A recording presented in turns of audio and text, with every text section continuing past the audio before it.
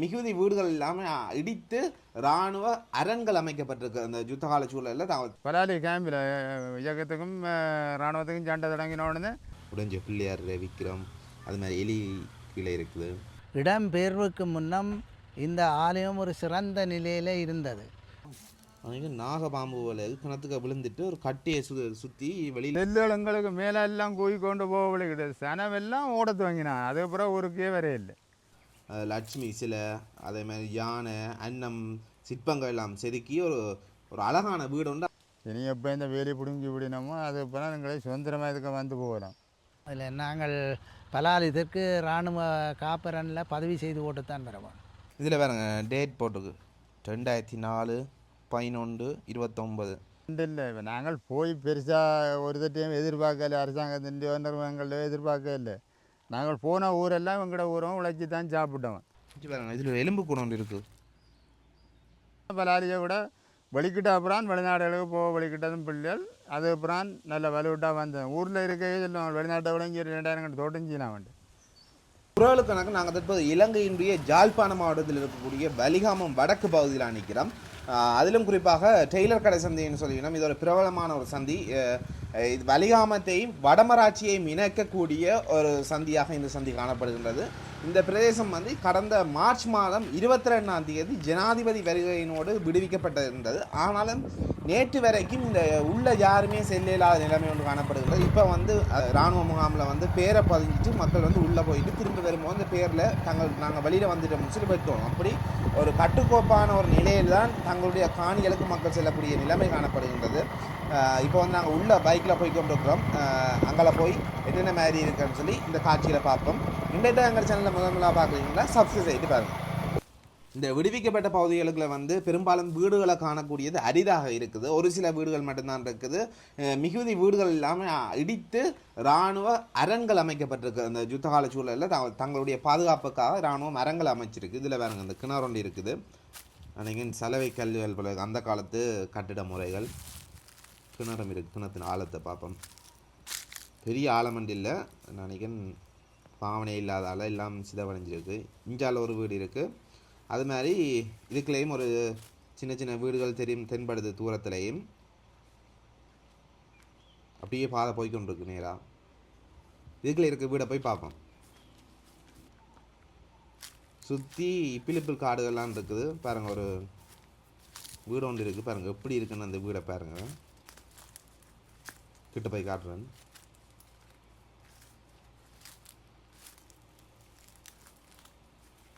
எப்படி இருக்குது பாருங்கள் வீடெல்லாம். அந்த காலத்தில் ஒரு கலைநாயகமாக கட்டி வைக்கணும். மேலே பாருங்கள் லட்சுமி சிலை அதே மாதிரி யானை அன்னம் சிற்பங்கள் எல்லாம் செதுக்கி ஒரு ஒரு அழகான வீடு உண்டு அந்த காலத்தில் கட்டி இருப்பினும் திடீரென்ற ஒரு யுத்த சூழலில் எல்லாத்தையுமே விட்டுட்டு போக வேண்டிய நிலைமை வந்திருக்கும் அவைகளுக்கு. எல்லாமே அந்த வீடுகள் எல்லாம் ஒரு கலைநாயகமாக இருக்குது பாருங்கள். நிறைய சிற்பங்கள் அந்த வீடு முழுவதுமே மேல் இதில் எல்லாமே நிறைய சிற்பங்கள் இருக்குது. இதுலேயும் பாருங்கள் சிற்பங்கள் நிறைய இருக்குது. அது உடைஞ்சிருக்கு. அதனால் அன்னம் தாமரை சைட்டில் எல்லாமே சிற்பம் இருக்குது. இங்கால கிளி மாதிரி எல்லாம் சிற்பங்கள் செதுக்கப்பட்டிருக்கு. இந்த வீடு நினைக்கிறேன் பார்த்து அப்படி ஒரு அழகாக கட்டியிருக்கணும் போல இருக்குது. அந்த வீடு முழுவதுமே சின்ன சின்ன சிற்பங்கள் இருக்குது பாருங்கள். இதில் வளைவுகளை பாருங்கள் அப்படி இருக்குது. இது பாருங்கள் இந்த கோயிலில் இருக்கும் இது ஒரு டிசைன் அப்படி ஒரு வடிவத்தில் செய்யப்பட்டிருக்கு. என்ன பிரச்சனைண்டா முன்னுக்கு வீடு மாதிரி இருக்குது. ஆனால் அதுக்கு பிறகு ஒன்றுமே இல்லை. வீட்டுக்குள்ளே காடு பாருங்க. முன்னுக்கு வீடு மாதிரி அப்படியே தோட்டம் இருக்குது. உள்ளே போய் பார்த்தா வீடு இல்லை, காடு தான் இருக்குது. சுற்றி இப்பிலிப்பில் மரங்கள்லாம் முளைச்சி நிற்குது. முன் பக்கம் இது மட்டும் இருக்குது. உள்ளே ஒன்றுமே இல்லை. இங்கால தூணுகள் கொஞ்சம் இருக்குது. நினைக்கிறேன் கேட்டுகள் போல இருக்கோ, வாசல் போல இருக்குது. இந்த வீட்டுக்கு வர்றதுக்கான வாசல் போல இருக்குது. இங்காலெல்லாம் குப்பை கஞ்சிலெல்லாம் இருக்குது. பார்த்து தான் போகணும். ஏன்னா மிதிவடிகள் இருக்கக்கூடிய அபாயம் இருக்குது. இங்காலையும் ஏதோ குழி ஒன்று இருக்குது. நாங்கள் கிட்ட போவோம். நாம் என்ன இருக்குது எதுன்ட்டு தெரியலை. கிட்டத்தட்ட 30 வருஷங்களுக்கு மேலே பாவனை இல்லாத ஒரு இடம். கிட்ட போகாமல் அங்கால போய் பார்ப்போம் என்ன இருக்குண்டு. நாங்கள் அப்படியே நேராக போய்கொண்டு இருக்கோம். இதுக்குள்ள வந்து ஒரு பாடசாலை ஒன்று இருக்குது, அதுபோல் ஒரு ஆலயம் உண்டு, வைரவர் ஆலயம் ஒன்றும் இருக்குது. அதெல்லாம் நான் நினைக்கிறேன் இப்போ சிதவடைஞ்சு தான் போயிருக்குன்னு நினைக்கிறேன். எங்களுக்கு வந்து இடம் இருக்குன்னு தெரியல, மட்டுப்பிடிக்கலாம் இருக்குது. இந்த பிரதேசத்தில் வசித்த ஒரு நபரோட நானும் போய் கொண்டிருக்கேன். அவரான எனக்கு வழிகாட்டி கொண்டிருக்கிறார். தொடர்ந்தும் போய் பார்ப்போம். இதுலேயும் ஒரு வீடு ஒன்று இருக்குது. வீடு மாதிரி தான் பாருங்க, முன்னுக்கு வீடு மாதிரி இருக்கும், ஆனால் பின்னுக்கு ஒன்றுமே இருக்காது, எல்லாம் இப்படி தான் இருக்குது பாருங்க. பெரிய ஒரு அரச மரம் உண்டு, அப்படியே கீழே பரப்பி நிற்குது வீட்டுக்கு பக்கத்துலேயே பாருங்க. வீட்டுக்கு முன் முகப்பு மட்டும் இருக்குது, பின்பக்கம் எதுவும் இல்லை. இந்த முகாமுகளில் இருக்கக்கூடிய பெரும்பாலான வீடுகள் வந்து இப்படி தான் இருக்குது, முன் முகப்பு இருக்குது, பின்னுக்கு எல்லாமே இடித்து கொண்டு போயிடணும். இது பாருங்க ஃபுல்லாகவே அரச மர இலை, பார்த்து தான் போகணும், பாம்புகள் நின்றாலும் தெரியாது. வீடை பாருங்கள், முன்னுக்கு மட்டும் விட்டுருக்கான், பின்னுக்கு ஃபுல்லாகவே இடித்து கொட்டி கிடக்கு, ஜன்னல் ஒன்றுமே இல்லை. அதில் வீடுகளில் ஒவ்வொரு வீட்லேயும் மெழுகு எழுதி வச்சுருக்கு. நினைக்கிறேன் இராணுவத்தினுடைய குறிப்புகள் தெரியல. வீடுகளுக்கு பாருங்க பெரிய பெரிய மரங்கள் எல்லாம் வளர்ந்து குப்பை கஞ்சலுமாக இருக்குது. இதுக்கு பார்த்து தான் நிற்கணும். முதலாவது அந்த பாம்பு, அரணை மாதிரியான விஷப்பூச்சிகளினுடைய பிரச்சனை இருக்குது. அதை விட இதுக்கு என்னென்ன ஆயுதங்கள் இருக்கும், மிதிவடிகள் இருக்குமா என்னென்றே சொல்லி தெரியாது. எல்லாம் குவியலாக கிடக்கு. இங்கே பாருங்க ஒரு வித்தியாசமான பைப்பை மாதிரி இருக்குது, ஆனால் அதுக்குள்ளே ஏதோ தோடுகள் மாதிரி எல்லாம் இருக்குது, என்னன்னு தெரியலை. முழுவதுமே ஒரு கற்குவியலாக இருக்குது. நாங்கள் வெளியில் போவோம், அங்கால போய் வேறு எதுவும் இருக்கான்னு சொல்லி பார்ப்போம்.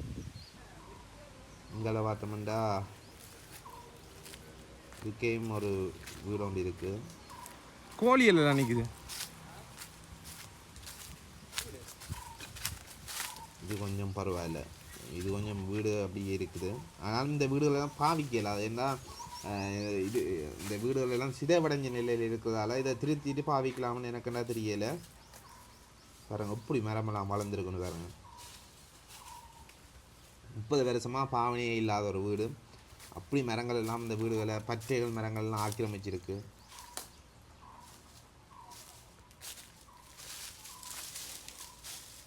எல்லாமே கஞ்சலும் குப்பையிலுமாகவே இருக்குது.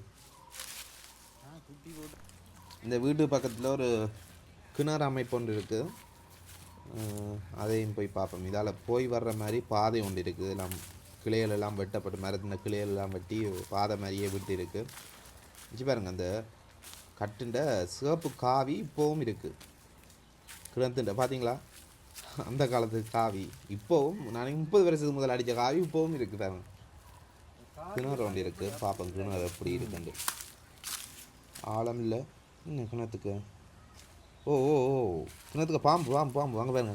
பாம்பு அன்றைக்கி நாக பாம்பு விளையாது கிணத்துக்கு விழுந்துட்டு ஒரு கட்டியை சுற்றி வெளியில் வர்றதுக்காக இருக்குது விளையாது. கடவுளே, இது இந்த இடங்களில் இதான் பயம். இதான் அந்த கோயில். கடைசியாக நாங்கள் அந்த கோயிலுக்கிட்ட வந்துட்டோம். கோயிலினுடைய துப்புரவு பணிகள் இடம்பெற்று கொண்டு வருது. பார்த்தீங்கன்னா 2 பக்கமும் மரமெல்லாம் வெட்டி ஜேசிபி வந்து போய் வர்றதுக்கான பாதை ஏற்படுத்தப்பட்டிருக்கு. ஜேசிபி மூலம் இந்த துப்புரவு பணிகள் வந்து நடைபெற்று கொண்டிருக்கு. பார்த்தீங்கன்னாலே உங்களுக்கு தெரியும்.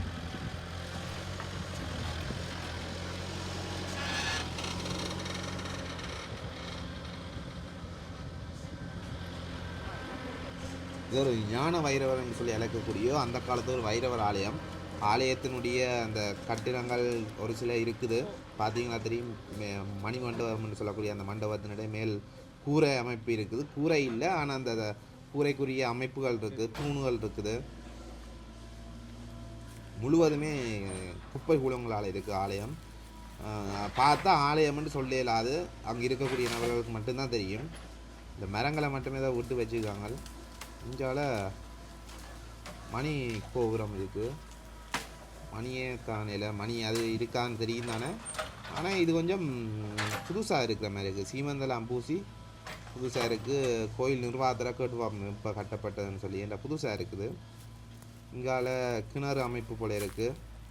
ஓ கிணறு தான் நினைக்கிறேன். ஜேசிபி மிட்டைக்கு வந்து தட்டுப்பட்டுட்டோ தெரியலை. உடைஞ்சிருக்கு அந்த கட்டுகள் எல்லாம் பாருங்க, உடைஞ்சபடி இருக்குது.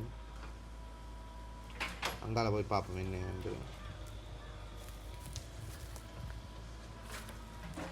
இந்த வேலை பாருங்க பெரிய ஒரு பாம்பு புத்தோ கரையான் புத்தோ தெரியல. சுற்றி வர ஜேசிபியால் துப்புரவு பணிகள் மேற்கொள்ளப்பட்டு வருது. நினைக்கிறேன் வெகு விரைவில் இந்த ஆலயம் கட்டி முடிக்கப்படும் நினைக்கிறேன். ஏன்னா விரைவாக துப்புரவு பணிகள் நடைபெற்று கொண்டு இருக்குது. சோப்பு காவி இருக்குது 2 பக்கமும். இதான் நான் நினைக்கிறேன் மூலஸ்தானம் போல இருக்குது. இதில் எல்லாம் ஓடுகள் எல்லாம் உடைஞ்சி விழுந்தபடி இருக்குது. இல்லை போவும் பயமாக இருக்குது. இதில் ஒரு சில விக்கிரகங்கள் இருக்குது போல இருக்குது. பிள்ளையாரனுடைய விக்கிரகங்கள் இருக்குது பாருங்கள். உடைஞ்ச பிள்ளையாருடைய விக்கிரம், அது மாதிரி எலி கீழே இருக்குது. நாளைக்கு தான் மூலஸ்தானம் பைரவர் இருந்த இடம் போல இருக்குது. இதுலேயும் ஒரு தெய்வம் இருந்தக்கான அடையாளம் ஒன்று இருக்குது. சில பாருங்க ஓடுகள், நாளைக்கு கூரையினுடைய ஓடுகள் போல இருக்குது. எல்லாம் சீமந்துகளோடு எல்லாம் உடைஞ்சி விழுந்திருக்கு. இந்த கதவு எல்லாத்தையும் இடித்து எடுத்துக்கணும். இந்தியாவில் பார்த்தோம்னா இது என்ன தெரியுதா, அந்த இளநி குத்தி இளநி அபிஷேகத்துக்கு இளநி எடுப்பினோம். அந்த இது கருங்கல்லால் செய்கிறது அப்படியே இருக்குது. வேலைப்பாடுகள் நடைபெற்று கொண்டு இருக்குது. பின்பக்கம் போய் பார்ப்போம் அப்படி இருக்குது. இந்த ஆலயத்தின் சுவர்கள் எல்லாம் இருக்குது. கூரை ஒன்றுமே இல்லை. உள்ளே இருந்த விக்கிரகங்கள் ஒன்றும் இல்லை. அதுபோல் ஆலயத்தினுடைய மணி கோபுரம் இருக்குது, ஆனால் மணி இல்லை. அப்படி நிறைய பொருட்கள் காணாமல் போயிருக்கு. அது அந்த ஆலயத்தில் இருந்த விக்கிரகங்கள் எவ்வளோ பெருமையானன்னு சொல்லி அந்த ஆலயம் சார்ந்த மக்களோட கதைச்சா தான் தெரியும். இங்கே பார்த்தீங்கன்னா தெரியும், இதெல்லாம் துப்புரவணி இருக்குது. இப்படியே பார்த்தா காடு ஃபுல்லாகவே இப்பிலிப்பில் காடு பாருங்க. சுற்றி வர இப்பிலிப்பில் மரம் தான் வளர்ந்துருக்குது. இந்த கோயிலோட சம்மந்தப்பட்ட ஆட்கள் நிற்கணும். அவரோட காட்சி பார்ப்போம் என்ன மாதிரி என்று. வணக்கம், எனது பெயர் தர்மலிங்கன் நவரண்ணம். பலாலி வடகிழக்கு ஒட்டப்பிளவு ஸ்ரீ ஞான பைரவர் ஆலயம் சம்பந்தமான விடயங்கள். இந்த ஆலயம் 1915ஆம் ஆண்டு மே மாதம் 18ஆம் தேதி உருவாக்கப்பட்டது எங்களின் மூதாதையரால். ஆனால் அன்று தொடக்கம் இந்த ஆலயம் திருவம்பாவை, சரஸ்வதி பூஜை, சித்திர பொங்கல், தைப்பொங்கல், ஏனைய விசேட தினங்கள் எல்லாம் நடைபெற்று வந்தது. திருவிழா மட்டும் நடைபெறாத ஒரு ஆலயம். மீதி இந்துக்களின் விசேட தினங்கள் எல்லாம் இந்த ஆலயத்தில் செய்யப்பட்டு வந்தது. ஆனால் 90ஆம் ஆண்டு நாட்டில் ஏற்பட்ட அசாதாரண சூழ்நிலை காரணமாக இடம்பெயர்ந்த நாங்கள். இடம்பெயர்வுக்கு முன்னம் இந்த ஆலயம் ஒரு சிறந்த நிலையில் இருந்தது. ஆனால் இப்போ மீள குடியமர வந்தபோது பார்க்கும்போது இந்த நிலையில் இருக்குது. இப்போ எங்களுக்கு என்னென்று சொல்கிறது, பிப்ரவரி மார்ச் மாதம் 22ஆம் தேதி இலங்கை திருநாட்டின் ஜனாதிபதி ரணில் விக்ரமசிங்கா இந்த பிரதேசத்தை விடுவித்து தருவதாக சொல்லி விவசாயம் செய்வதற்காக விடுவிப்பதாக சொல்லி விடுவித்து தந்தவர். ஆனால் விடுவித்து தந்து இன்று பார்க்கும்போது இந்த ஆலயம் இந்த நிலையில் இருக்குது. கோப்பியம் எதுவுமே இல்லை. கிணறு இடிக்கப்பட்டு விட்டது. ஆலயம் செயலிழந்த நிலையில் இன்று காட்சி அளிக்கிறது. நாங்கள் இப்போ தற்பொழுது இதை துப்புரவு பணி மேற்கொண்டு இந்த ஆலயத்தை பழைய நிலைக்கு இட்டு சென்று செயல்படுவதற்கான முயற்சியை மேற்கொண்டு இருக்கின்றோம். அதற்கான துப்புரவு பணிகளும் நடைபெற்று கொண்டு இருக்கின்றது. இந்த ஆலயத்தை நாங்கள் மீண்டும் பழைய நிலைக்கு கொண்டு வந்து நாங்கள் பழைய நிலைப்படி இதை செயல்படுவதற்காகவும் அதுக்கேற்ற விசேட தினங்களை செய்வதற்கேற்ற ஒழுங்குகளை செய்வதற்காகவும் நாங்கள் இந்த செயல்பாட்டை செய்து கொண்டிருக்கிறோம் என்றதை தெரிவித்துக் கொள்கின்றோம். நீங்கள் சுதந்திரமாக போகக்கூடிய மாதிரி இருக்குது அவங்களோட காணிகளுக்கு விடுவிச்சா பிறகு? அதில் நாங்கள் பலாலிதற்கு இராணுவ காப்பரனில் பதவி செய்து போட்டுத்தான் பெறுவோம். எங்களோட வீடு வாசல்கள் எல்லாம் இடிக்கப்பட்டு விட்டது. வீடு வாசல்கள் இடித்து வண்டுக்களை விட்டு கிடக்கு. அவ்வளோதான் போய் பார்த்தோம். கிணறுகளே இல்லை, மலை சீல ஊடகங்கள் இல்லை. அப்படியே பல நிகழ்வுகள் நடந்திருக்குது. இப்போ இதில் எப்போ தாங்கள் அந்த எல்லாம் நகர்த்தி உள்ளுக நோமலாக விடக்கூடிய இருக்க பதவி இல்லாமல் விடப்போன்னு சொல்லி நம்ம அப்படி சொல்லினமில்லாமல் செயல்முறையில் இதுவரையில் பதவி இல்லாமல் எங்களை உள்ளுக்கு விடுற மாதிரி இல்லை. நாங்கள் இப்போ பதிவு செய்து தான் இன்ற வரையில் பதிவு செய்து தான் உள்ளுக்கு வரோம். மார்ச் மாதம் 22ஆம் தேதி இந்த காணி விடுவிச்சாதுன்னு சொல்லியாச்சு. ஓ, இந்த வரைக்கும் மக்கள் உள்ள சுதந்திரமாக போய் விடையிலான்னு வெளியுறவுக்கு தெரியாது. இல்லை சுதந்திரமாக போய் வராயிராதன்றதை வெளியுறவு தெரியாது. ஏனென்றால் பதவி செய்து தான் நாங்கள் வந்து போகிறோம். பதவி செய்து வந்து போகிறாண்டா சுதந்திரமாக வந்து போகிற மாதிரி இல்லை தானே. அப்போ நாங்கள் இப்போ பதவி செய்து இராணுவத்தின் ஆளுமைக்கெல்லாம் வந்து வேற இடர்தான் இருக்கு அவங்க காணிகள் துப்புராக்க இதுவரை அபாயங்கள் அப்படி இதுவரையில் பெரிய அளவுக்கு துப்புரவு செய்யவில்லை. ஆனால் இந்த ஆலய சுற்றாடல் செய்து கொண்டிருக்கிறோம். இதுவரையில் அப்படி ஏதாவது வெடிப்பொருட்கள் இதில் இருந்த மாதிரியும் இல்லை. ஆனால் இந்த பிரதேசத்தில் மக்கள் இயன்றவுக்கு சென்று உள்ளுக்கெல்லாம் உட்புகுந்து பார்த்துருக்கணும். அப்படி இதுவரையில் வெடிப்பொருட்கள் இருந்த மாதிரி இல்லை. இப்போ எல்லாம் மும்முரமாக துப்புரவு பணிகள் இடம்பெற்று கொண்டு வருது. இந்த துப்புரவு பணிகளுக்காக இருக்கக்கூடிய ஜேசிபியினுடைய ஒரு மல்த்தியால வாடகை வந்து 6000 ரூபாய் என்று சொல்லப்படுது. இந்த ஆலயம் இராணுவ பாதுகாப்புக்குள்ளே இருக்க பொதுமக்கள் இன்னொரு இடத்துல தற்காலிகமாக ஆலயத்தை அமைச்சு வழிபட்டு கொண்டு வந்தேன். அந்த இடத்தையும் காட்டுன்னு பாருங்க. இதான் அந்த இடம் பாருங்க. அந்த தற்காலிகமாக இராணுவமாவுக்குள்ள அந்த ஆலயம் சிக்கப்பட்டோன்னே மக்கள் என்ன செஞ்சுன்னா அந்த சூளத்தை தற்காலிகமாக வேறொரு இடத்துல ஒரு தகர கோட்டையிலுக்கு நிறுவி வழிபட்டு கொண்டு வந்து கொண்டிருக்கணும். இப்போ வந்து இந்த ஆலயம் வந்து விடுவிக்கப்படுது. அதனால் வந்து இந்த ஆலயத்தை உடனடியாக புனரமைச்சு தாங்கள் வந்து ஆலயத்தை மிக பிரம்மாண்டமாக கட்டி முடிக்க போவதாக அந்த ஐயாலாம் சொல்லியிருந்தார். நான் உள்ளே போய் காட்டுறேன். அந்த ஆலயத்துக்குள்ளேயும் போய் காட்டுறேன் என்ன இருக்குன்னு பாருங்கள். பாருங்கள், இந்த தற்காலிக ஆலயம் வந்து ஒரு கொட்டிலுக்கான இயங்குது. முன்னுக்கு ஒரு உண்டியல், கற்பூரம் ஏற்றுற சூளம் ஏற்றுறக்குரிய ஒரு இது ஒன்று இருக்குது. அங்கால சூளம் இருக்குது. மரங்களில் நேர்த்தி கட்டி துணியெல்லாம் கட்டியிருக்கணும். பட்டு துணிகள் கட்டப்பட்டிருக்கு பாருங்க. இந்த மரத்துலேயும் விளக்கு கொளுத்துற மாதிரியான ஏற்பாடுகள் செய்யப்பட்டிருக்கு.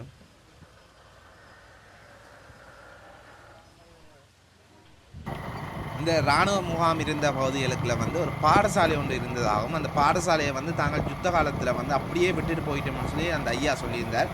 அந்த பாடசாலையை பார்க்குறது தான் போய் கொண்டிருக்கோம். சுற்றி பாருங்க என்னென்னா இப்பிலிப்பில் காடுகளாக இருக்குது. யுத்த காலத்தில் வந்து இங்கே இருக்கக்கூடிய மக்கள் எல்லாத்தையும் இராணுவம் வெளியேறிட்டது. அதாவது பலாலியில் தமிழ் விடுதலை புலிகளுக்கும் இராணுவத்தினருக்கும் இடையில் வந்து யுத்தம் ஆரம்பித்த நிலையில் வந்து இங்கே இருக்கக்கூடிய மக்கள் வந்து எல்லாருமே வெளியேறி இந்த பகுதிகள் எல்லாமே வெறும் நிலங்கள் மட்டும்தான் இருந்துச்சு. ஆக்கள் இல்லாமல் இராணுவம் வந்து இந்த நிலங்களை கைப்பற்றி உயர் பாதுகாப்பு வலயம் அறிவிச்சிருந்துச்சு. இதில் வந்து தங்களுடைய பாதுகாப்புக்காக என்ன செஞ்சுச்சுன்னா ஹெலிகாப்டரில் வந்து இல்லை விமானங்கள் மூலம் வந்து இப்பிலிப்பில் விதைகள் இந்த இடங்கள் ஃபுல்லாகவே தூவப்பட்டதாக சொல்லப்படுது. அந்த அடிப்படையில் இந்த இடங்களில் வந்து அதிகளவான இப்பிலிப்பில் மரங்கள் வளர்ந்ததாக கூறப்படுகிறது. ஏன்னா அந்த விமானங்கள் மூலம் தாக்குதல் நடத்தக்கூடாது, அப்படியான மரங்கள் இருந்தால் யார் எங்கே போய் நம்ம நடவடிக்கை தெரியாதுன்னு சொல்லி இப்பிலிப்பில் மரங்களை வளர்க்குறதுக்காண்டி இப்பிலிப்பில் விதைகள் தூவப்பட்டதாக விமானங்கள் மூலம் தூவப்பட்டதாக கூறப்படுகிறது. அதனால தான் இந்த விதைகள் எல்லாம் வளர்ந்து இந்த சுற்றி வர இடங்கள் எல்லாம் பார்த்தீங்கன்னா இப்பிலிப்பில் மரங்கள்லாம் இருக்குது. ஃபுல்லாகவே இப்பிலிப்பில் பத்தையெல்லாம் இருக்கும். அதான் இந்த வரலாறுன்னு சொல்லி இங்கே இருக்கக்கூடிய மக்களோட கதைக்கு தெரிய வந்துச்சு. இது பாருங்கள், நாங்கள் வந்து இராணுவ முகாம்களாம் போய்கொண்டு இருக்கிறோம். பார்த்தீங்கன்னா தெரியும் இந்த சென்ட்ரி பாயிண்ட் எல்லாம் இருக்குது. யுத்த கால சூழலில் வாழ்ந்தாக்களுக்கெல்லாம் தெரியும் அந்த சென்ட்ரி பாயிண்ட் எல்லாம் இப்படி ஒரு அபாயகரமானது. அதில் எல்லாம் இப்படி பயத்தோடு எல்லாம் போய் வந்துச்சுன்னு அந்த காலத்துலேருந்து ஆக்கள்கிட்ட கேட்டால் தான் தெரியும். இது வந்து இந்த இராணுவம் தங்களுடைய முகாமுக்குள்ளே போய் வர்றதுக்காக ஒரு போக்குவரத்து பாதை ஒன்று அமைச்சிருக்குது. அதெல்லாம் இப்போ விடுவிச்சபடியாக நாங்கள் உள்ள பேரை பதிஞ்சிட்டு இப்போ போய்கொண்டிருக்கிறோம்.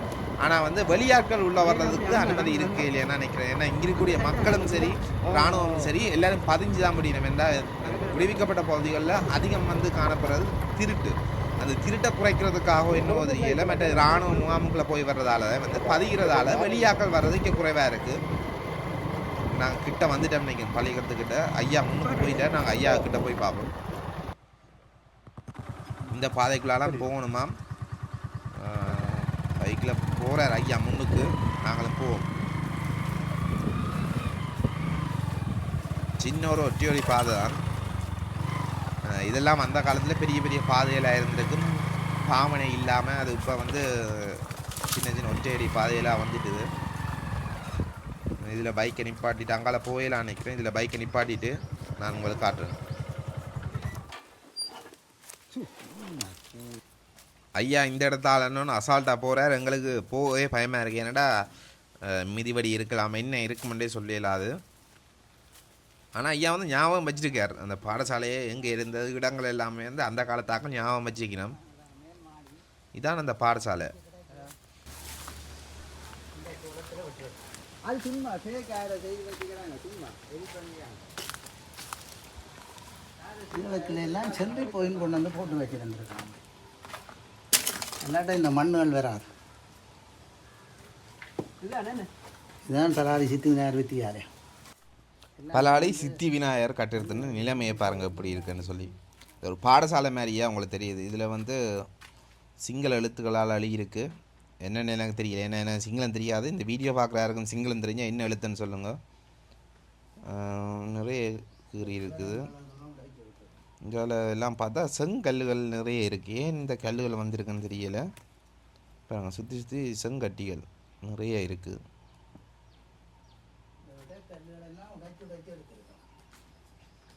எல்லாம் கீறி இருக்குது. இந்த இராணுவ முகாமுண்ட வரைபடமோ இன்னொன்று தெரியலை. இந்த ரவுண்ட் மாதிரி எல்லாம் போட்டு பாக்ஸ் எல்லாம் அடித்து நினைக்கிறேன் இராணுவம் படிப்பிச்சோ தெரியலை. இதில் வச்சு எல்லாம் கீறி இருக்குது, என்னன்னு தெரியலை. சுற்றி வர களிமண்ணுகள் செங்கற்கள் தான் இருக்குது. இதில் வேறுங்க டேட் போட்டுக்கு 2004/11/29 வரைக்கும் நினைக்கிறேன். இதில் புழக்கம் இருந்திருக்கு, இராணுவத்தினர் இருந்திருக்கு நம்மளுக்கு. மேலெல்லாம் சின்ன சின்ன ஓட்டையில் எல்லாம் இருக்குது. இந்த கட்டடமெல்லாம் முற்றா சிதவடைஞ்சிட்டு பாருங்க, கம்பியெல்லாம் உடைஞ்சி வெளியில் தெரியுது.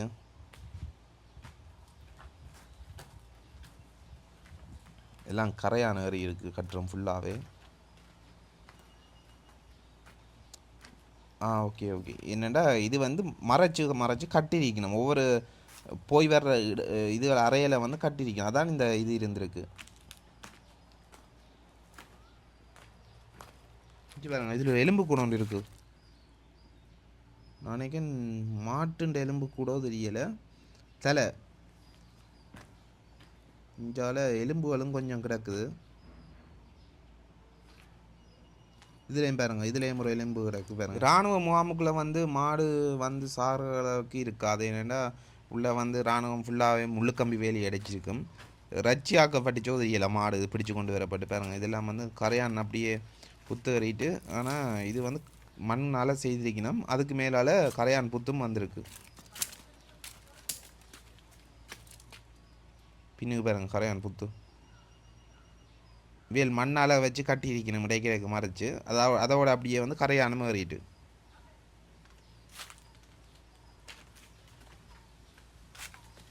மரங்களை பாருங்கள், எப்படி மரங்களை ஆக்கிரமிச்சிருக்கு.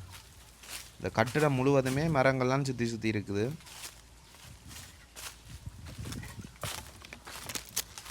தூணுகள் எல்லாம் இடிஞ்சு விழுகிற மாதிரி தான் இருக்குது. இந்த கட்டிடம் ஆபத்தானதான் உண்மையிலே. இப்போ இதுகளுக்கு நிற்கிறது எப்போ பொறியும்னு தெரியாது. பாருங்க, எல்லா இடமும் இடிஞ்சு கொட்டுன்னு தான் இருக்குது.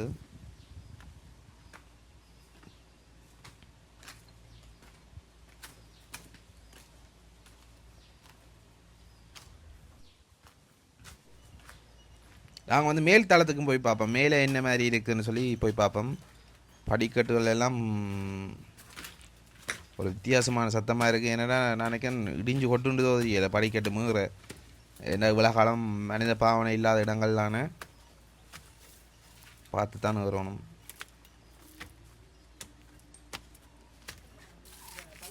இப்போ பாருங்க, ஓட்டையில் எல்லாம் இருக்குது கட்டுறதுல. கடவுளே, மேலே பாருங்க, மேலேயும் ஃபுல்லாகவே மரங்கள் தான். சைட்டில் 2ஆம் மாடிக்கான தளம் போட்டிருக்கு. மேலே அந்த கூரை அமைப்புக்கு போல இருக்குது. இந்த மரம் எல்லாம் பாருங்க எப்படி வேர் ஊண்டி இருக்குன்னு. அந்த ஐயா சொன்னார் என்ன கதை கேட்க, தாங்கள் விட்டுட்டு போய்க்க இப்படி ஆலமரமெல்லாம் இல்லை, அதுக்கு பிறகு வளர்ந்து இப்படி எல்லாம் கிளையெல்லாம் பரப்பியிருக்குன்னு சொல்லியிருந்தார்.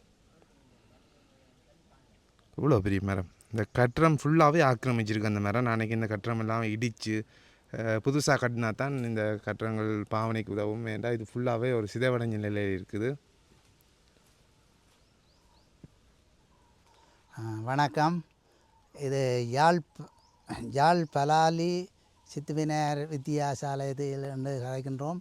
இந்த சித்தி விநாயகர் வித்தியாசாலை ஆரம்ப காலத்தில் பலாலி இராணுவ முகாம் ஏரியாவில் இயங்கி கொண்டிருந்தது.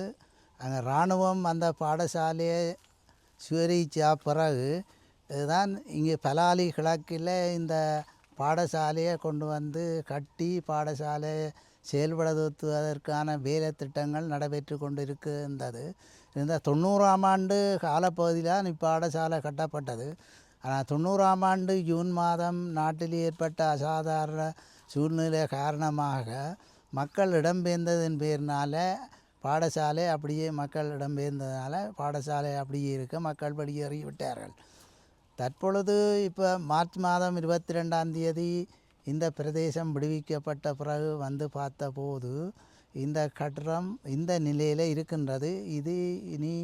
இது பிரயோஜனப்படுத்துகிற நிலையில் இல்லை. இது புனரமைப்பு செய்து தான் பயன்பாட்டுக்கு எடுக்க வேண்டும் என்றதை நாங்கள் ஊகிச்சு கொள்ளுகின்றோம். ஆனால் இதில் திரும்ப பாடசாலை இயங்குவதென்றது தற்பொழுது கடினமான ஒரு காரியமாகத்தான் இருக்கிறது. காரணம் என்னென்றால் கட்டடங்களில் செயல்பாடுகள் அற்று போயிருக்கிற மாதிரி எங்களுக்கு காட்சி அளிக்குது. முந்தி நீங்கள் இராணுவமாக இருக்க எத்தனையாம் ஆண்டு மேடம் இருந்தது பாப்பு? நான் பலாலி கூட்டுறவு சங்கத்திலேயும் இது ஒரு 3 வரையும் இந்த பாடசாலை இயங்கினது. இயங்கி கொண்டு கேட்கலாம். 90ஆம் ஆண்டு இடம்பெயர்வோடு நாங்கள் இடம்பெயர்ந்து போனதோடு போயிட்டோம். இந்த கட்டடத்துக்கு படிக்க வர இல்லை. பிள்ளையார் படிக்க வர முன்னமே கட்டடம் கட்டி கொண்டு கேட்கலே இடம்பெயர்ந்துட்டோம். அதான் உண்மையான பாடம். இதெல்லாம் ஐயா அசால்ட்டாக தெரிகிறார். அவர் பிறந்து வளர்ந்த இடங்கள்லான எங்களுக்கு பார்க்க பயமாக கிடப்பாங்க. எல்லா இடமும் பெரிய பெரிய புத்துகள், பாம்பு புத்துகள், இதெல்லாம் கரையான் புத்தோ தெரியலை, குப்பை கூலங்களாக கிடக்கு, என்ன இருக்குமென்றே தெரியலை. ஐயாட்ட இருக்கா கேட்கணும்னு மறந்துட்டேன். என்னென்னா இந்த திடீரென்னு இந்த காணிகள்லேருந்து எல்லாரும் வெளியேற சொன்னவே அந்த நாட்கள் வந்து எப்படி இருந்ததுன்னு சொல்லி அந்த ஐயாட்ட இருக்கா கேட்டு பார்ப்போம். அன்றைக்கு நீங்கள் திடீரென்று வெளிக்கிட்டு போனது எப்படி இருந்தது உங்களுக்கு?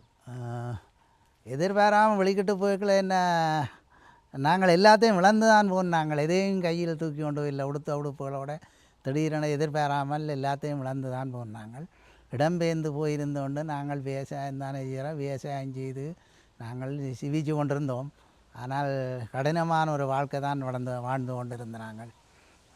அன்றைய இராணுவம் என்ன ஒளிபரப்பில் அறிவிச்சு வெளியேறினா இல்லாட்டி ஒரு வீடு வீடாக வந்து ஆக்களை கலைச்சு? இல்லை, மேலே டெலிகாப்டரை சுற்றி வட்டமடைக்கெல்லாம் மக்கள் பீதி காரணமாக வெளியேறிவிட்டார். மக்களே போயிட்டோம். அப்படி அதே மீறி இங்கே இருந்தாக்கள் அப்படியே இருக்கணும். அப்படி இருந்தாக்கள் இல்லை. வயோதிகர் இருந்தவர்கள் எல்லாம் என்ன நடந்ததோ தெரியல. அவர்களை பற்றி எங்களுக்கு தெரியல. அதுபோல் தகவலே கிடைக்கல. தகவலே கிடைக்கல. வயது வரை கொண்டும் போயிடலாம். ஆமாம். இங்கால பார்த்தோம் ஒரு காட்டுக்குள்ள ஒரு கொட்டில் மாதிரியெல்லாம் அமைப்புகள் இருக்குது.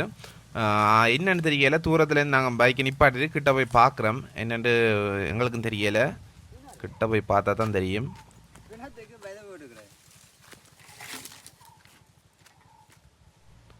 என்ன கிணத்துக்கு நாளைக்கு கஞ்சல் விழாமல் இருக்கணும்னு சொல்லி வேலையில் போகிறதுக்காக கொட்டில் மாதிரியே கட்டியிருக்கணும்.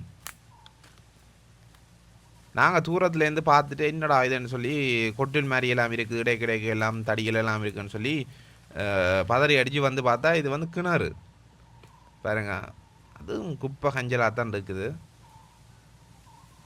அன்றைக்கி தண்ணி எடுக்காமல் விட்டுட்டு நம்மளுக்கு பாருங்க தடியெல்லாம் போட்டு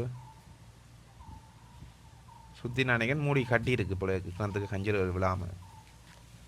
நாங்கள் தூரத்தில் பார்த்து நாங்கள் நிச்சயம் இடம் பயிற்சிகள் எடுக்கக்கூடிய இடம் அப்படியான இடம் இராணுவத்தினுடைய முகாம்கள் இருக்கோ தெரியாது, இன்னும் அப்புறப்படுத்தாமல் வச்சுக்கணும் மாதிரியான நாங்கள் வந்து பார்த்தது.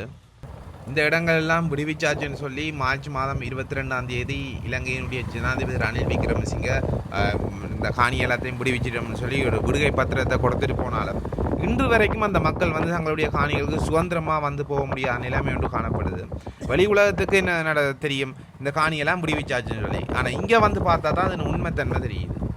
வணக்கம். நாங்கள் 90ஆம் ஆண்டு இப்போ 6ஆம் மாதம் 15ஆம் தேதி ராணுவ சண்டை தொடங்கினோன்னு தான் ஊரை விட்டு போனாங்க. பிறகு 2015 பலாலி ஒரு பகுதி விட்ட அப்புறம் அங்கே வந்து இருக்கிறோம். இப்போ இந்த பகுதி விட்டாச்சுன்னு சரியாக வேலி பிடுங்கி விட இல்லை. வேலி பிடுங்கினா தான் எங்களுக்கு என்ன பொதுமக்கள் எல்லோரும் அதுதான் நம்பிக்கை. வேலியை தான் எதிர்பார்த்து கொண்டிருக்கேன். வேலி பிடுங்க இல்லை, ஒரு நம்பிக்கை இல்லை பண்ணலான்ட்டுங்க. அப்படின்னு ராணுவம் விட்டுருக்கு உள்ளுக்கு காணிகளை துப்புரப்படுத்த சொல்லி. இப்போ நாங்கள் போய் ஏசிபி எழுதலை போட்டு வெட்டி கொண்டு இருக்கிறோம். இனி எப்போ இந்த வேலி பிடுங்கி விடினோமோ அது இப்போலாம் எங்களை சுதந்திரமாக இதுக்கு வந்து போகலாம். எப்போ விடுறேன்னு சொல்லிக்கணும். இன்னும் முடிவு சொல்லலை. இப்போ அன்றைக்கு வந்து ஜனாதிபதி வந்து ஆரம்பித்து வச்சுட்டு போயிருக்கிறார். ஆனால் இப்போ விடுவோம்ட்டு டேட்டு குறிக்கல வேலி போட்டுட்டு விட்றேன்ட்டு சொல்லின வழியாக வேலியினும் போடையில்லை அப்படியே இருக்குது. வேலி போட்டு விட்றேன்ட்டு சொல்லினோம், வேலி போட்டால் தான் எங்களை விடுவினோம். வீடுகள் எல்லாம் என்ன மாதிரி இருக்குது? வீடுகள் எல்லாம் விடிஞ்சிருது. சில வீடுகள் கோப்பிசம் கலட்டின வழியாக கட்டுறம் இருக்கா, அது எங்கேயும் 1-2 தான் இருக்குது. மிச்சம் எல்லாம் தரமட்டமாக அடிச்சு அள்ளுப்பட்டு. அதெல்லாம் பாவிக்கக்கூடிய மாதிரி இருக்குமா?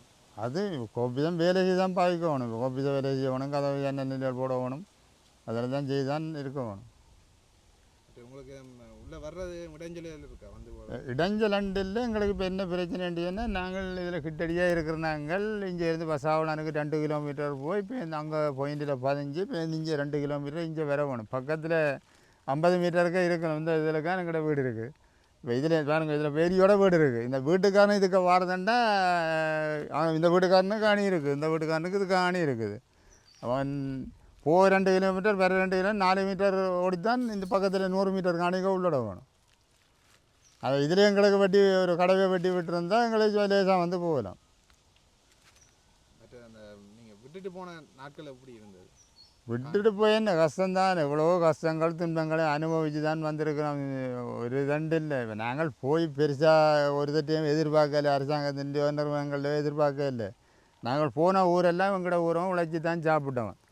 வெளிக்கிட்ட உடனே எல்லாம் கூடுதலாக விவசாயிகள்லாம் கூட எங்களோட ஊரில் வெளிக்கிட்ட உடனே அடுத்த ஊரில் போய் காணிகள் எடுத்து அந்த ஊரில் பயிர் வாய்க்காய் இல்லைன்ட்டு விட்ட காணியும் எங்களோட உருவானதில் பயிர் வாய்க்க பண்ணி வரும்படி எடுத்து தான் செய்தவன். ஏண்டா அவ்வளோ நுணுக்கமாக அதை செய்கிற இதில் தெரிஞ்சபடினால் வெஞ்ச தக்காளியெல்லாம் எங்களோட ஊரில் நட்டுதான். முந்தின காலத்தில் பேர் எங்களோட ஊர் மாவட்டம் மயிலிட்டு தான் நட்டுதான், மற்ற ஊரில் வரான்றது. நாங்கள் சரிதாலையில் போன உடனே தக்காளி நட்டுதாங்க. இஞ்சத்தை விட அங்கே கூடுதலாக வரும்படி எடுத்தவங்க எங்களோட ஜனங்கள் உழைச்சி தான் சாப்பிடுந்தாங்க. அடுத்தவே நம்பி அடுத்தவன் கையை நம்பி நாங்கள் வாழலை. பலாலை ஜனம் பொதுவாக பலாலை ஜனம், நான் அடுத்த ஊர் ஜனத்தை பேர் நான் எனக்கு தெரியாது. எங்களோட பலாலை ஜனம் வந்து அடுத்தவே எதிர்பார்க்கல, அடுத்தவன் கையை எதிர்பார்க்கல. எல்லோரும் உழைச்சி தான் சாப்பிட்டோம். பலாலியை விட வெளிக்கிட்ட அப்புறம் வெளிநாடுகளுக்கு போக வெளிக்கிட்டதும் பிள்ளைகள். அதுக்கப்புறம் நல்ல வலுவிட்டாக வந்தேன். ஊரில் இருக்கவே சொல்லுவாங்க வெளிநாட்டை விட இங்கே 2000 கண்டு தோட்டம் செய்யலாம் வந்து. எங்களோட ஒரு பொடியால் உத்தியோகம் கிடச்சி உத்தியோகத்துக்கு போய் வேலை செய்து 4-5 செய்து கூட என்னவங்களும் இந்த 30-10 அந்த 5000-10,000 சம்பளம். இந்த சம்பளம் கொடுக்குறேன்னா 1000 கண்டு தோட்டம் கொத்தினா காணுமென்ட்டு வெளியே விட்டுட்டு வந்து தோட்டம் கொத்தினாங்க இருக்கிறாங்க. வெளியூரில் இருந்து வந்து இங்கே கல்யாணம் கட்டினாங்களே, உத்தியோகத்தில் இருந்து வந்து கல்யாணம் கட்டினவங்க அவங்களே வேலையை விட்டு வந்து இங்கே கொடுத்த தோட்டம் செய்த காணுமென்ட்டு செய்து உழைச்சி சாப்பிட்டான். தோட்டத்தை நம்பி தான் முன்னேறினது. போய் சொல்லி ஒரு தினம் சொல்லி அடிபாடு தொடங்கிடுது. ஒரு 6ஆம் மாதம் 15ஆம் தேதி 1 மணி அளவு சண்டை தொடங்கியது. பலாலி கேம்பில் இயக்கத்துக்கும் இராணுவத்துக்கும் சண்டை தொடங்கின உடனே செல்லுகள் எங்களுக்கு மேலே எல்லாம் கூவி கொண்டு போக வலிக்கிட்டது. சனமெல்லாம் ஓட துவங்கினான். அதுக்கப்புறம் ஊருக்கே வரையில்லை. அப்படியே எங்களை வலிக்கிட்ட உடனே எங்களுக்கு ஆதரவு வந்து அச்சுவேலி, ஆவரங்கால், புத்தூர் ஜனங்கள் நல்ல ஆதரவு வந்து ஒரு 3 கல்லும் அந்த டைமில் டீ குடிக்கிறதுக்கு டீயும் தந்து ஒரு 3 கல்லும் அதில் சமைச்சு சாப்பிடுங்கோண்டு எல்லா உதவியும் செய்தது. எவ்வளோ பிறகு இல்லையாண்டா விடாக்கண்ட பிறகு தந்து கிடந்த பிறகு தந்து அதுகளுக்கெல்லாம் நாங்கள் நன்றி சொல்லணும். ஏண்டா அதெல்லாம் எங்களுக்கு உதவி செய்த வலிக்கிட்டு. அது மட்டுமல்ல, எல்லா ஊரிலும் போய் சில பேர் சொந்த இடங்களுக்கும் சொந்தக்கார வீட்டையும் போன பேருக்கும் தானே வேறு ஊர்களுக்கு. அப்போ போன இடமெல்லாம் நல்ல ஆதரவு எங்களுக்கு கிடைச்சது. இப்போ வந்து நாங்களும் எங்களை கையால் நம்பி நாங்கள் உழைச்சி ஜீவிக்க வலிக்கிட்டது. வீடுகளை வாடகைக்கு எடுத்தோ தற்காலிகமாக போட்டோ அநேகமாக முகாமலுக்கு போயில்லை எங்களோட ஜனங்கள். அந்த விடுவிக்கப்பட்ட எல்லா இடத்துலையும் சொல்கிற ஆக்கள் வந்து என்னென்ன ஆக்கள் சொல்கிறது வந்து என்னென்னா கல்லர் பிரச்சனை கூட வேறு இருக்கிறலாம். இங்கே அப்படியே மீதியில் இருக்கா இல்லை. என்ன பிரச்சனைன்னு சொன்னால் எங்களோட பக்கத்தில் கல்லர் அப்படியே இல்லை. நாங்கள் வீட்டுக்காரர் மட்டும்தான் வந்து மற்ற வந்தால் ஏன் வந்து நீங்கள்ட்டு கேட்குறோம் என்ன பிரச்சனைட்டு கேட்குறோம். இப்போ எங்களுக்கு வரைய இப்போ நீங்கள் இதில் வந்தீங்க எங்களுக்கு தெரியும் நீங்கள் அளவுக்கு வராத ஆக்கலன்ட்டு சொல்லி அப்படியான ஆக்கள் எத்தனை பேர் வரிக்கணும். அப்போ நாங்கள் அதில் பிடிச்சி சந்தைன்னு எங்களுக்கு தெரியும். சந்தேகத்தை உரிய ஆக்களிஞ்ச வந்தால் கேட்குறோம் என் வாரியாக காணிக்கிறோங்காங்க. நீங்கள் பார்க்கணும் இடத்தை பார்த்துட்டு போங்க. நாங்கள் இடம் பார்க்குறதுக்கு நாங்கள் தடக்கல. யார் சரியா விருப்பத்துக்கு வந்து இடம் பார்க்கலாம். எங்களோட இடத்தை பார்க்கக்கூடாதுன்னு நாங்கள் சொல்லல. களவு எழுதலுக்கு ஒரு தினம் இங்கே பெருசாக வாரதும் இல்லை, வெளிச்சனம் வாராமல் இல்லை. எங்களோட ஜனங்கள்லாம் கூடுதலாக இருக்குது. அதுகளுக்கே பெருசாக இந்த சாமான் தூக்கிற எடுக்கிற விற்கிற இதெல்லாம் இல்லை. சரியா, நன்றி. சரி. இயலுமான வரைக்கும் இந்த விடுவிக்கப்பட்டதாக சொல்லப்பட்ட பகுதிகள் வந்து எப்படி இருக்குன்னு சொல்லி முழுவதுமாக நான் காட்டிட்டு நினைக்கிறேன். இந்த பகுதிகள் வந்து விடுவிச்சா நல்ல மேலண்டா வடமராட்சியையும் வலிகாமத்தையும் இணைக்கக்கூடிய பகுதி வந்து இந்த பகுதி தான். இதில் வந்து அந்த காலத்தில் வந்து பிரதான வீதி ஒன்றும் இருந்திருக்குது. இது வந்து இலகுவாக அவர்கள் வந்து அந்த 2 பகுதிகளுக்கும் சென்று வந்திருக்கிறார்கள். ஆனால் வந்து பிற்காலங்களில் இராணுவ முகாம்கள் இருந்ததால் அந்த பகுதிகளுக்கு அவர்கள் வந்து சுதந்திரமாக செல்ல முடியாத நிலைமை காணப்படும். இந்த பகுதிகள் விடுவிக்கப்பட்டால் அந்த மக்களுக்கு அது ஒரு நன்மையாக அமையும். இத்துடன் இந்த காணொலியை முடிச்சுக்கொள்கிறேன். மற்றும் ஒரு பயனுள்ள காணொலியின் ஊடாக உங்களை சந்திக்கிறேன். நன்றி, வணக்கம்.